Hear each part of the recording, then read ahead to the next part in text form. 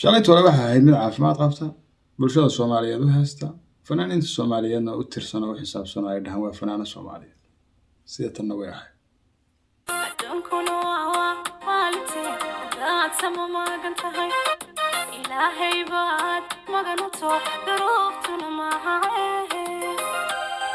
sida aad aragtaan hadallada ay ku heesayso waxa ka mid ah duruuftana ma aha hadaba وهو حقيقة إنه ظروف تعب هاي فيديو كنا كل كليل وذاقي أطبعنا قلنا هل كان يجوكتو يبرشة الصوماليين ندرنا هن كل كأركان مقال كان له وذاقي دونا واحد رجعني إنه نقول كوو قرقار يوحتر ويحي يتلي كران قبل أترى وأنا تحالة يكون سوون تايمات تسكي عفيفة أنت كلنا وكسا اللي يدري الرعام إنه تكلي laga yaabo inaan nolosha dambe ku kulanno inta jacalana waxa leeyahay qalbiga idinku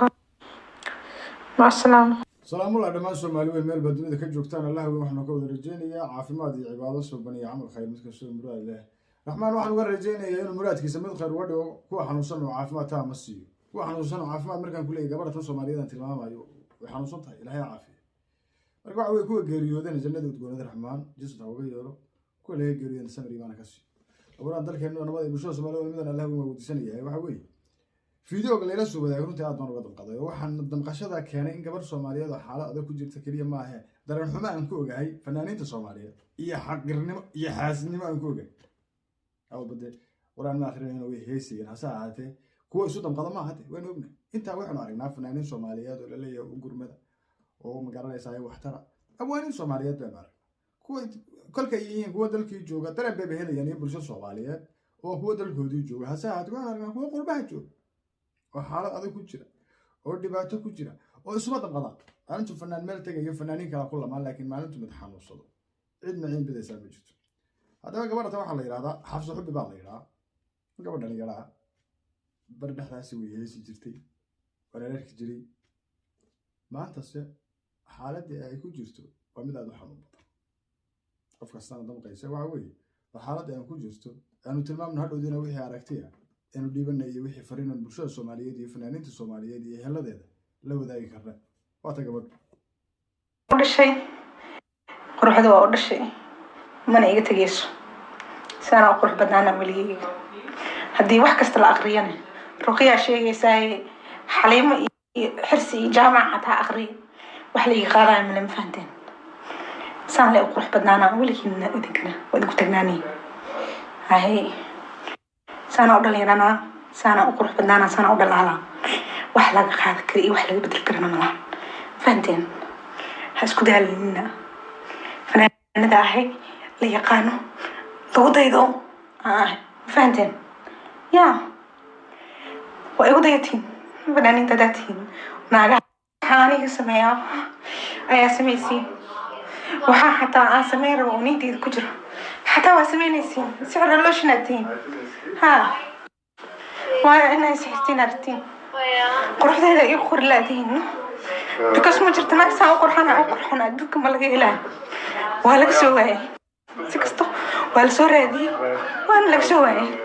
ناقصة أقرحنا أمي وقرحنا ما جرت يسد إلهي قرح ذي يقول لي ما لبدلي كرمك وحال ربع إني يدلو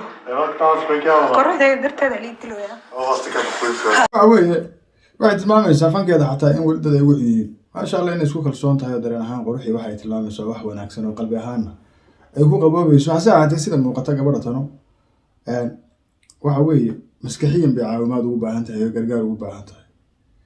عيبنا ما سيدا قفك علاوش الله وقفته أما مضح الله وقفته أي حالة مسكحيين قفك يكون لنا كرتا وعلى كيني كرا iyo walbahaarka iyo dhibaatooyinkaas oo kale dalkeena ka socda ama qurbaha loo soo qaxay qabowgiya hadaba waxa ahaataba gabartan xaalad ahaan iyo dareen ahaan sida ila muuqata oo qof kasto aragtida ula muuqan doonta waa mid tilmaamaysa in ma garanaysa ay maskaxda ay ka xanuunsan tahay walwal u Kenya xaalad kale oo ma garanaysa ay helidita ahaata wax ka sii ahaataba hadaba halka ay ku xiran tahay iyo makaanka ay joogto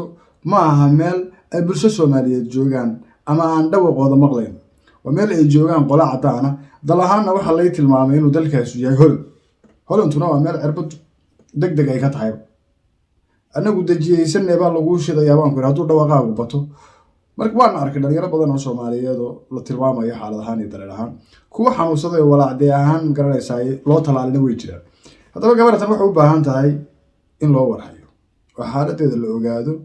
oo ma garanaysaa nafteeda la ogaado haddii ay noqoto bulsho Soomaaliyeed oo halka joogta iyo haddii ay noqoto fanaaniin Soomaaliyeed iyo haddii ay noqoto ehel iyo xigaal wixii ugu xigay hadan kale waxay tilmaamaysaa gabartanu inay tahay mid la sixray oo ma garanaysaa dharkeedii iyo balwa kale iyada daawada marka ay tilmaamayso sixirka iyo in ma garanaysaa ay la qataaray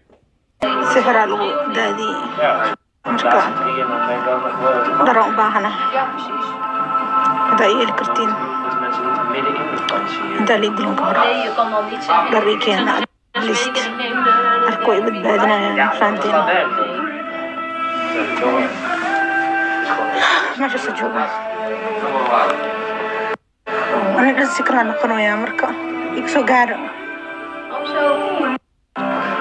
هرتا waxaa xamna dunyada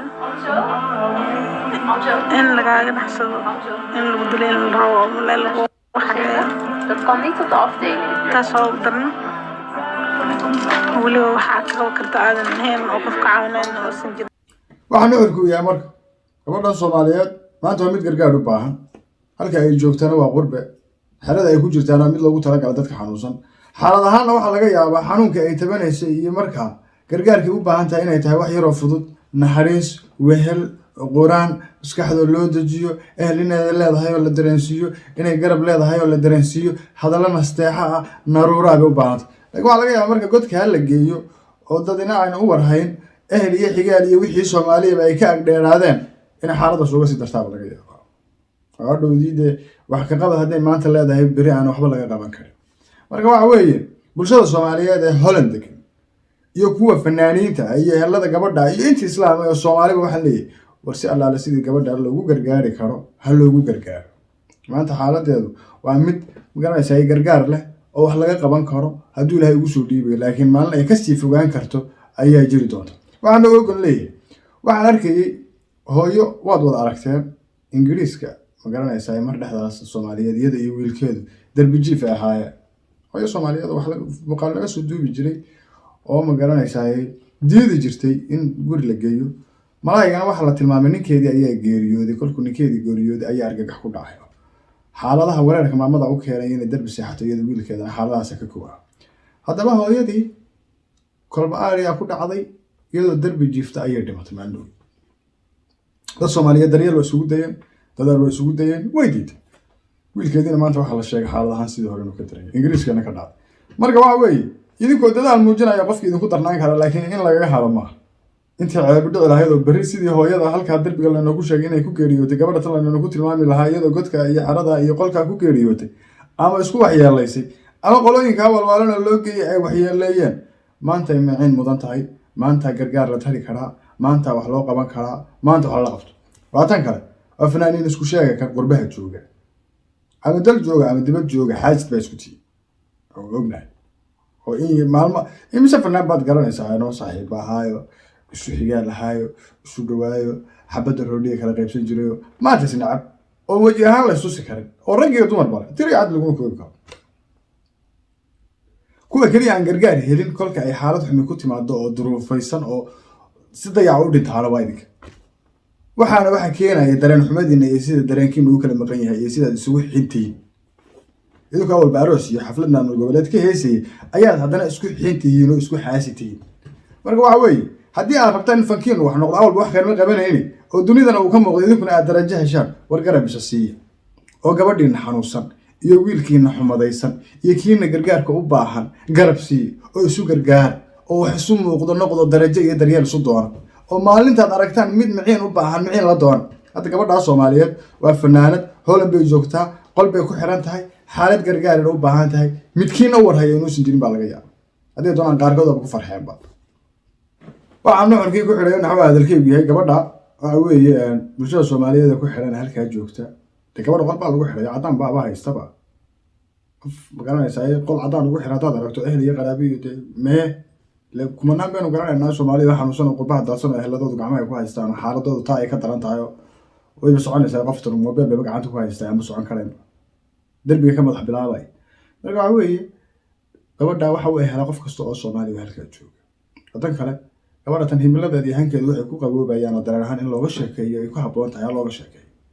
fanaaniinta ugu quruxda badan baa tahay fanaaniinta ugu shidan baa tahay waxyaabaha la yiraahdo fanaaniintuna ha wacdo ka war doonto si allaale sidii ula kulmi karto ha ula kulanto oo magaalada ciidan kaama sareyso baa la yiraahdo iyadoo qalbigooda la qaboojinayo ilaahay waxaan uga baryayaa caafimaad bulshada Soomaaliyeed halka ku sugan waxaan uga rajaynayaa inay gabadha gargaar u raadsan barnaamijka kale inta dib ugu kulmayna waxaan leeyahay bulshoy warsali war khayr assalaamu calaykum wa rahmatullaahi ta'ala wa barakaatuh